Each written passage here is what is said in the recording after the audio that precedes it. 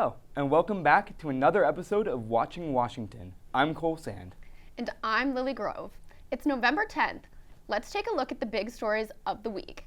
First up, we have 7 days and counting. That's how long Congress has to prevent a potential government shutdown. So far, House Republicans don't have a concrete plan to keep things running. New House Speaker Mike Johnson said Tuesday that Republicans do not want to close things down, but he's well aware that his predecessor, Kevin McCarthy, was out as Speaker after compromising with the Democrats in September to keep federal offices open. Want to avoid a government shutdown. It's a dangerous time around the world right now. We recognize that, and we're doing our job. Options that are on the table, and we'll be revealing what our plan is in short order. We want to default on our debt, shut down the government, crash the economy, censure Democrats, and avoid holding their own members accountable. This is who they are. Lawmakers do not expect any voting to happen until early next week, which puts an even tighter deadline on Congress to avoid a shutdown. The chaos in Congress has yet to settle down. Tuesday's off-year elections prove the national importance of abortion rights, even in red states like Ohio and Kentucky.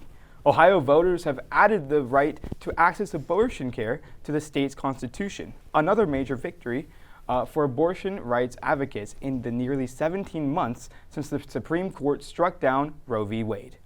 The passage of the Issue 1 ballot measure inserts language in the state constitution guaranteeing every person in Ohio the right to one's reproductive medical treatment, including but not limited to abortion, and barring the state from burdening, penalizing, or prohibiting those rights, though it specifies that abortion will remain prohibited after the point a doctor judges a fetus would most likely survive birth, with exceptions to protect the woman's life or health. Lauren Blauvelt, Executive Director of Planned Parenthood Advocates of Ohio, had this to say. This has been such a long time coming. This campaign came together last year because we lost access, because there was a dangerous abortion ban in Ohio. Patients and families were being harmed and lives were put at risk. There was no choice. We had to win. We had to end the ban. Winning was our only option, and we did it together.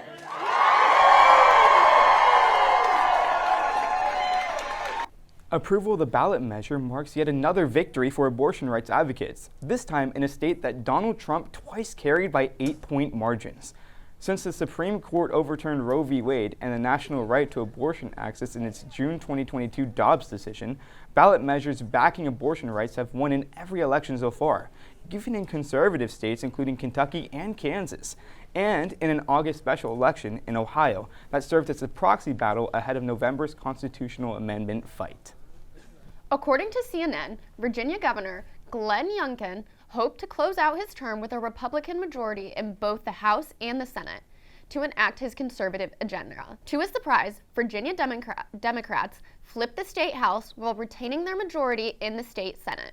With this, a 15-week abortion ban sought by Youngkin is effectively dead, along with other conservative priorities he campaigned on. Going into the election, Virginia Democrats held a 22-17 majority in the state Senate with one vacancy. Republicans previously held control of the state House 48-46 with 6 vacancies. I'm a little disappointed, to be clear, and I think that that's just a natural reality. But we've stepped back and we recognize that, boy, this was a razor-thin set of decisions that were made on both sides of a number of these races. And I think it underpins the fact that Virginia is clearly a state that has historically moved back and forth from control of one party in the legislature to control the others, to governor's races, with very, very thin margins. And we saw it on display again last night. This is definitely an interesting start and just shows the unpredictability of elections. Senate Democrats on Tuesday blocked a Republican attempt to pass a bill that would provide $14.3 billion in emergency aid to Israel, but no assistance to Ukraine, which is facing a Russian invasion. The bill would also slash the same amount of funding from the IRS, a move that Democrats believe would increase the budget deficit and hamper tax collection. Republicans argued that the bill was necessary to support Israel after recent attacks by Hamas militants. They accused Democrats of playing politics with the crisis and delaying aid. However, Democrats objected, saying the bill ignored urgent needs of Ukraine and failed to address other priorities, such as humanitarian aid, border security, and more. Senate Democrat Party Patty Murray said that Senate leaders were working on their own bill that would include aid for both Israel and Ukraine, as well as other items that were part of a $106 billion request that President Joe Biden sent to Congress. Top diplomats from the Group of 7 leading industrial democracies called a meeting for urgent action to help civilians trapped in an increasingly dire situation in Gaza. The meeting was held in Tokyo, Japan on Wednesday, November 8th. After intensive talks in Tokyo, the nations believed that it was vital to balance the need to help Palestinians in the besieged enclave. However, the statement adds to the pressure on Israel, as they previously resisted U.S. calls for humanitarian pause. All parties must allow unimpeded humanitarian support for civilians, including food, water, medical care, fuel, shelter, and access for humanitarian workers. In a statement, according to the U.S. Secretary of State, Anthony Blinken, and foreign ministers from Britain, Canada, France, Germany, Japan, and Italy. In the G7 meeting was an attempt to contain the worsening humanitarian crisis while keeping the border differences on Gaza from deepening. On Tuesday, November 7th, the House voted to censor Michigan Representative Rashida Tlaib following her statements regarding the Israel-Hamas conflict. As the only Palestinian American in the House, Representative Tlaib had openly criticized Israel's leadership in the overseas war. However, her comments have received pushback from many representatives in the House. The resolution to censor her statements was brought up and pushed for a vote by Georgia Representative Rich McCormick, who said that she has levied unbelievable falsehoods about our greatest ally Israel and the attack on October 7th, according to a source from AP News. Let's look at what else he's had to say about the matter. Leaders of the free world, as somebody who sets precedents for who our allies are, whether they exist, whether the people have a right to exist, there are consequences to our words. The vote in the House came out to a 234 to 188 tally, with 22 Democrats joining in favor of her censure.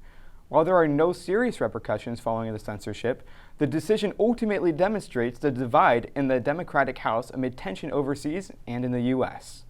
On Monday, former President Donald Trump testified in the high-stakes $250 million civil fraud trial in New York.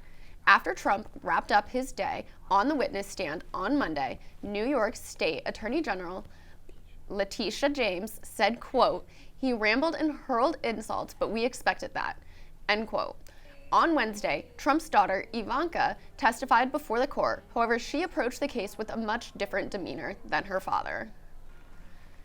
Ivanka Trump went before the court and denied any current involvement with her father's business practices. Ivanka testified saying, quote, "As I sit here now, I am not involved in his personal financial statements," end quote. Ivanka was also quoted saying, "As I told you, I had no involvement in his statement of financial condition and don't know about the valuations that were taken into account."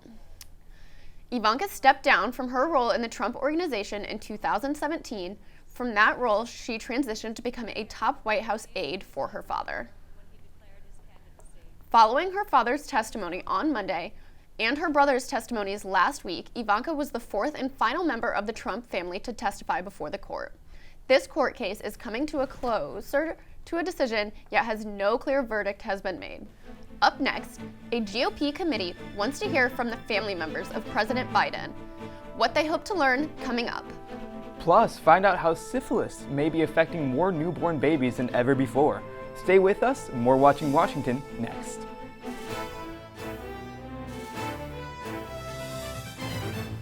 The third Republican debate took place in Miami on Wednesday night. With former Vice President Mike Pence dropping out of the race and former President Donald Trump once again refusing to participate, 5 candidates took the stage. These candidates were Nikki Haley, Governor Ron DeSantis, Vivek Ramaswamy, Governor Chris Christie, and Senator Tim Scott. The candidates discussed many topics but focused on foreign policy, abortion, and the economy. While many of the candidates expressed strong pro-life views regarding abortion, Nikki Haley surprised the audience with a more bipartisan approach. I don't judge anyone for being pro-choice, and I don't want them to judge me for being pro-life. So when we're looking at this, there are some states that are going more on the pro-life side. I welcome that. There are some states that are going more on the pro-choice side. I wish that wasn't the case, but the people decided. But when it comes to the federal law, which is what's being debated here, be honest, it's going to take 60 Senate votes, a majority of the House, and a president to sign it. So no, we haven't had 60 Senate votes in over 100 years. We might have 45 pro-life senators. So no Republican president can ban abortions any more than a Democrat president can ban these state laws. So let's find consensus.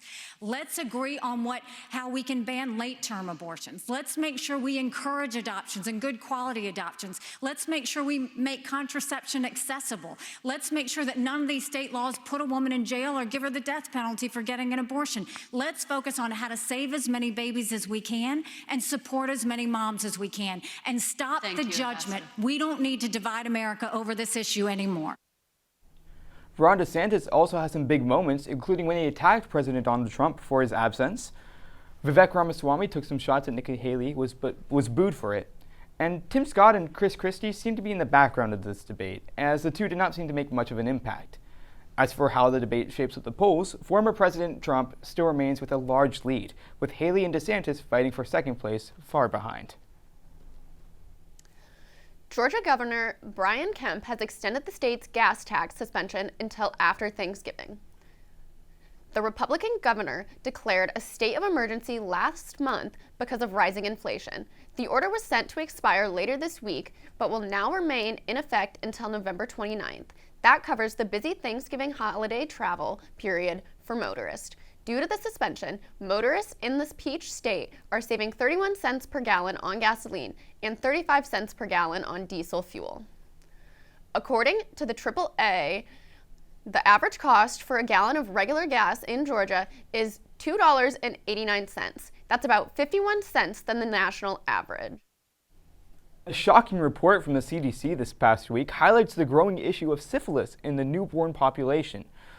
The report states that the amount of babies born with syphilis has grown 10 times since 2012, with over 3,700 being diagnosed with congenital syphilis.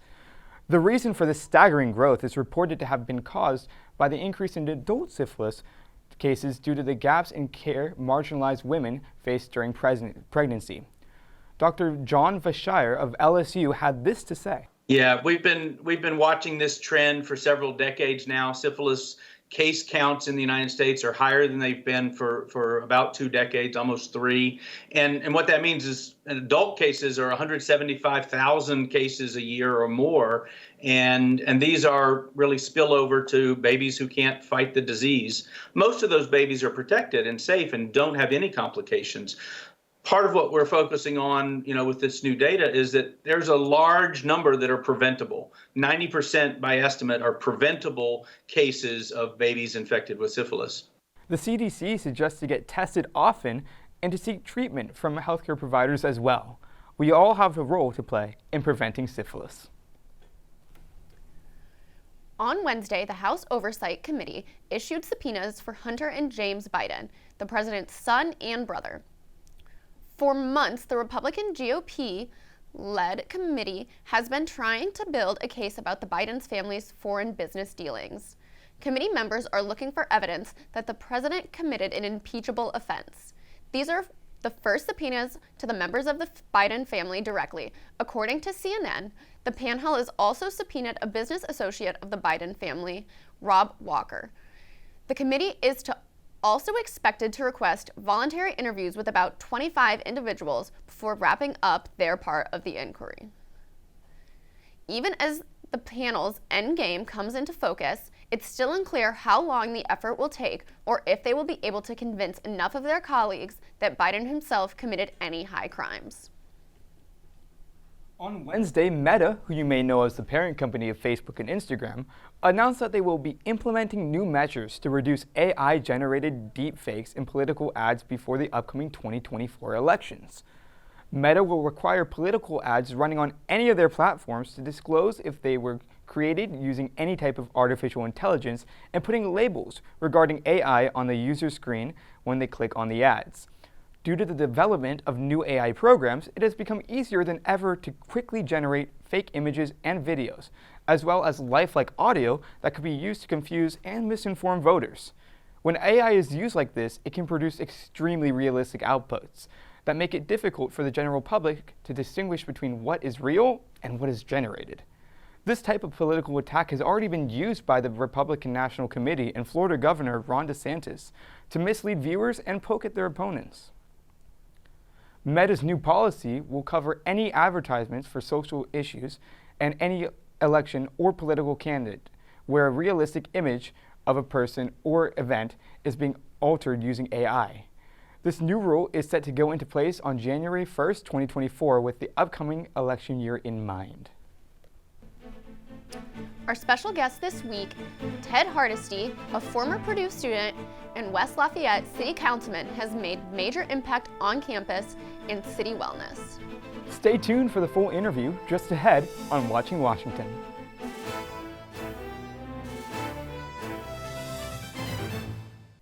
Welcome back. Our special guest this week, Ted Hardesty, has joined us in the studio today via Zoom to chat about all the hard work he put in during his time at Purdue. Thank you so much for being here, Ted. How are you doing today? I'm doing great. How about yourself? Good, good. I'm glad you're doing well. I'm doing well as well. So you held a position as a West Lafayette City Councilman for District 3 in 2022 as an active Purdue student. Would you be able to explain to me why you originally went for that position and what the process was like for you? Sure. So as you said, I've been active in the community since really since I got to Purdue. About a few weeks in, I started doing activism work and political work. So through that time, I learned how important local government was, and I've always wanted to be able to help the community the best way I can. And when I found out about the opportunity, it actually came to as a surprise to me, because I knew that my predecessor was leaving campus, but I thought that the mayor appointed the predecessors. Okay. Versus what it actually was, it was the parties. Like once the party wins, that party is in control for 4 years and they get elected. So I was approached and asked, would you be interested in doing this? And I said yes. And it was the process was mostly waiting to see if other people would try to run, because if they do, then there's an election internally within the party. That didn't happen. So I was just caucused in pretty much immediately, and it was paperwork through the state of Indiana, and it was pretty quick actually. And remind me, how old were you when you originally got put in the position? 22. Okay, that's awesome. So obviously you didn't have to go through campaigning, which is really nice, I'm assuming. If you did have to campaign, do you feel like it would have been difficult, especially because of not as many people coming out to vote in municipal elections? I think it would have, I mean, campaigning is always difficult. Like, elections always take more energy out of you than you think when you start a process, just because I've worked on a lot of them, and there's quite a few people I've worked with that are first-time candidates, and I always have to tell people, like, you think you have more time than you do. Like that clock winding down to voter registration day or the voter registration deadline, sorry, and election day always creeps up. And so it would have been stressful. And as you said, voter turnout's very low in student districts. So there's always the variable of no matter how much work you do, you never quite know what's going to happen on election night. With other races, it's not always the case. But when, I was talking about this with a colleague or former colleague a couple of days ago, because city council elections were on Tuesday. And we were talking about how, more voters, more interaction, more data you can extrapolate inferences from, the less there's more chances for statistical anomalies, as they said, Yeah. So you never quite know. Yeah. Well, going off of you holding that position, what's one thing or multiple things that surprised you when you were holding that position that you weren't really expecting? And what do you feel like you learned from that experience? Well, I certainly didn't expect for Purdue to be found guilty in regarding the violating the rights of sexual assault survivors. I certainly didn't expect I knew that there was a case coming down the pipeline, but I did not know just how terrible some of the evidence was. And I've told many people on the ground this before, but I always knew there was a crisis on campus, but I did not know until that happened and I got to talk to so many survivors just how bad it was and just how utterly terrible Purdue's response was to it. I think in this country we have this aspect of we all just know that colleges tend to be bad at fighting the sexual violence crisis. And so we gloss over when a university is exceptionally terrible. And I'm quoting the court, malicious. And that experience really changed my trajectory. When I came on city council, my main focus was I wanted to try to find ways to help mental health of students. So one thing I was looking at was like, there are some cities that have rules about having to put netting down on high-rise buildings. And unfortunately, we just had 2 individuals die by suicide, and that was one of my focuses.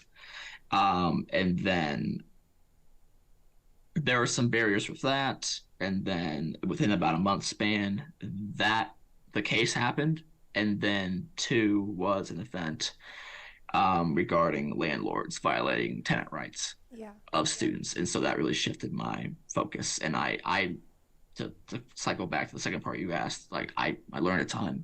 I learned more than I ever could have imagined in ways that I didn't expect. When I got on city council, I was expecting more to learn, like, strict policy stuff, strict political stuff, versus it turned into learning about my community in a way I never expected to. Yeah. We will actually be circling back to your position as an advocate because I think that's very, very honorable. But I wanted to ask you, there is another Purdue student, Lila Vedemans, I think is how you say her name, who was just elected to this past Tuesday to serve on the West Lafayette City Council. What advice would you give her about that position since you have previously held one? Gotcha. So I know Lila really well. We're close. We've been close for a few years. So that's awesome. I just tell you directly what I've told her.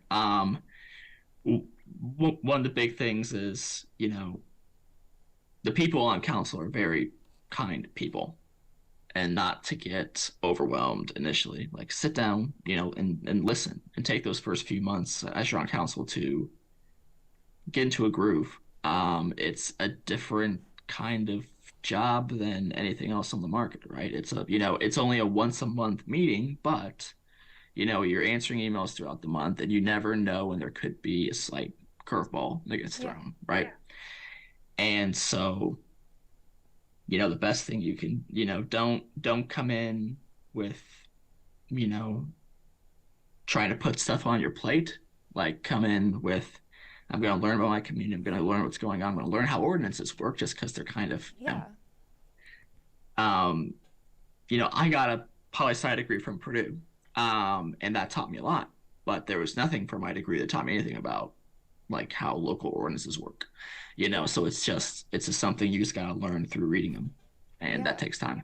No, I think that's really, really good advice. I can imagine it would be very difficult to have school on your plate on top of being a member and being able to make big decisions like that. So being able to not put more on your plate than needs to be placed, it's definitely good advice for her, I think.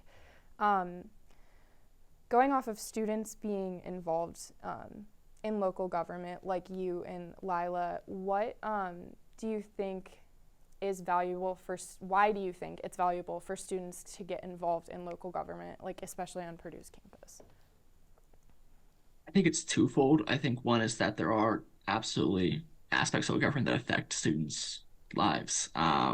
Like I'll go back to that second thing I mentioned about tenant rights. There was a landlord who attempted to kick everyone out of a building who had leases through the end of their school year 6 months prematurely, and did not intend to tell them that was going to happen. And through legislation, we were able to stop that practice of not having to alert every single tenant. And that's something that I was able to write and pass at the local level. That was legislation that was strictly for West Lafayette. And so there are aspects, and sometimes it's not easy to see, but there are aspects of local government that affect students' lives. And I think the other one is politics affects everything. And you may not be able to see it at the local level, but you can definitely see it at the state and federal level. And so I think the easiest way to learn politics is to learn at the local level. Yeah. And it's also the easiest on the mind. Yeah. Most of the time, local government is not as toxic as the national level. I mean, I was canvassing, about 4 days total, I think, the last 2 weeks for my former colleagues, friends up there. And there was no hostility. I never was at a single door where I felt like I need to get the heck out of here. Yeah. Versus that's definitely happened when I've, knocked for state and federal candidates. So at some point, I think everyone needs to be interested in politics. It's going to affect you. And if it doesn't affect you when you become potentially a parent, it's going to affect your child.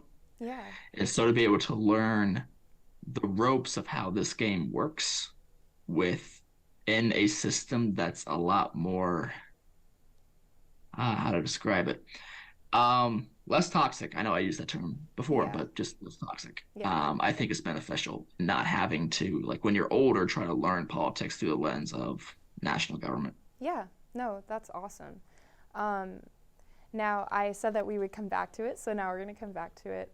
I know that you are a sexual assault survivor advocate, and I think that that is fantastic, and I would love to hear you speak on what being an advocate means to you, why it's valuable to you, and why other people should be advocates as well. Well, let me answer them backwards.